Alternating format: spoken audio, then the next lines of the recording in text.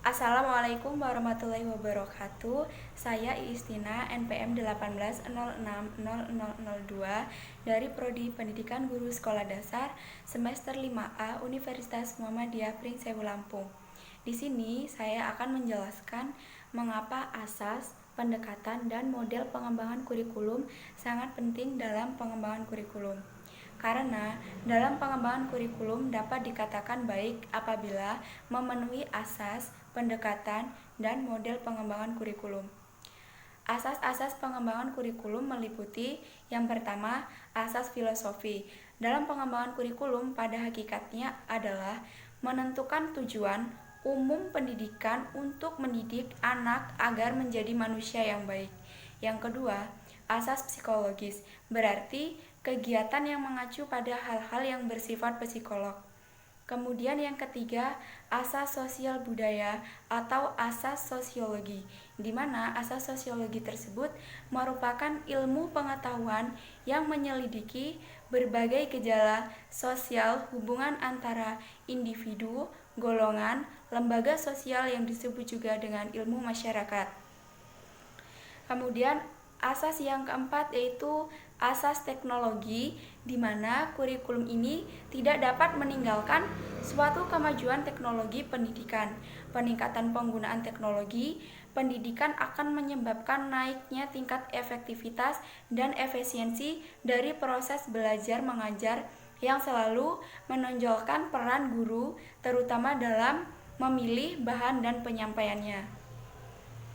Selanjutnya, pendekatan yang dapat digunakan dalam pengembangan kurikulum yang pertama adalah pendekatan subjek akademis, di mana kurikulum disajikan dalam bentuk bagian-bagian ilmu pengetahuan mata pelajaran yang diintegrasikan.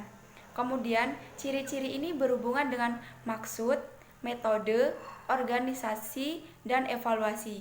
Pendekatan subjek akademis dalam menyusun kurikulum atau program pendidikan didasarkan pada sistematis disiplin ilmu masing-masing dari pendekatan subjek akademis tersebut. Yang kedua, pendekatan humanistik. Pendekatan humanistik dalam pengembangan kurikulum bertolak dari ide-ide yang disebut dengan memanusiakan manusia, penciptaan konteks yang akan memberi peluang manusia untuk menjadi lebih human, untuk mempertinggi harkat manusia yang mana merupakan dasar dari filosofi, dasar teori, dan dasar evaluasi, dan dasar pengembangan program pendidikan. Tempat utama kepada siswa.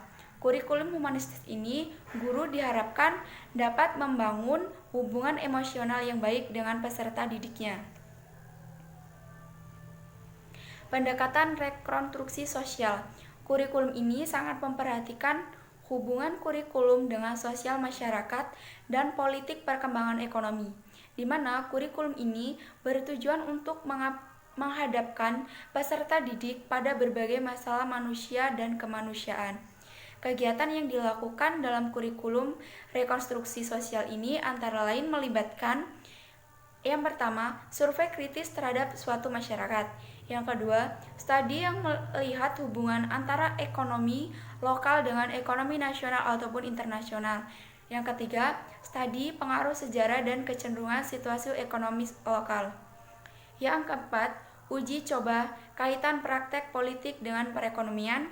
Yang kelima, berbagai pertimbangan perubahan politik. Yang keenam, adanya pembatasan kebutuhan masyarakat pada umumnya. Pendekatan yang keempat yaitu adalah pendekatan berbasis kompetensi, di mana kurikulum berbasis kompetensi atau disebut dengan KBK dapat diartikan sebagai suatu kurikulum yang menekankan pada pengembangan kemampuan melakukan kompetensi, tugas-tugas dengan standar performansi tertentu, sehingga hasilnya dapat dirasakan oleh peserta didik berupa penguasaan terhadap seperangkat kompetensi tertentu. Selanjutnya, terdapat model-model pengembangan kurikulum. Yang pertama, model prosedur pengembangan sistem instruksional. Konsep ini mengemukakan bahwa sistem instruksional yang menggunakan pendekatan sistem yaitu satu kesatuan yang terorganisasi yang terdiri atas sejumlah komponen yang berhubungan satu sama lainnya dalam rangka mencapai tujuan yang diinginkan. Yang kedua adalah model Blazer. Model ini merupakan model yang paling sederhana, di mana menggambarkan suatu perencanaan atau pengembangan pembelajaran ke dalam 4 langkah, yaitu tujuan pembelajaran, pemberian perlakuan, prosedur pelaksanaan, dan penilaian hasil produksi. Kemudian model yang ketiga adalah model Gerard NNY. Merupakan model ini menitik beratkan pada upaya-upaya yang dilakukan dalam merumuskan komponen-komponen yang sering dijumpai dalam sebuah program. Model ini terbagi menjadi beberapa tahapan. Yang pertama, tahap perumusan materi dan perumusan tujuan. Tahap 2 yaitu analisis terhadap perlakuan, kemudian tahap ketiga berupa perumusan strategi, pengorganisasian kelompok, alokasi waktu dan tempat, dan penyediaan peralatan. Yang keempat ada model Gerard and Kim. Sebuah pendekatan yang mengutamakan sebuah alur yang dijadikan pedoman dalam penyusunan perencanaan program, langkah-langkah pengembangan, menentukan judul dan tujuan pembelajaran, menganalisis karakteristik siswa, menentukan tujuan pembelajaran khusus, dan menentukan materi pembelajaran, menentukan pretest, dan menentukan kegiatan belajar mengajar dan mengevaluasi. Kemudian yang terakhir yaitu model pembelajaran kontekstual. Pendekatan kontekstual sebagai suatu pendekatan pembelajaran yang memfasilitasi kegiatan belajar siswa untuk mencari, mengolah, dan menemukan pengalaman belajar yang lebih bersifat konkret atau terkait dengan kehidupan nyata melalui aktivitas belajar dan mencoba melakukan serta mengalaminya sendiri. Jadi dapat disimpulkan bahwa asas pengembangan kurikulum, pendekatan, dan model sangat mempengaruhi dalam pengembangan kurikulum. Sekian, terima kasih. Saya akhiri, wabillahi taufiq wal hidayah. Wassalamualaikum warahmatullahi wabarakatuh.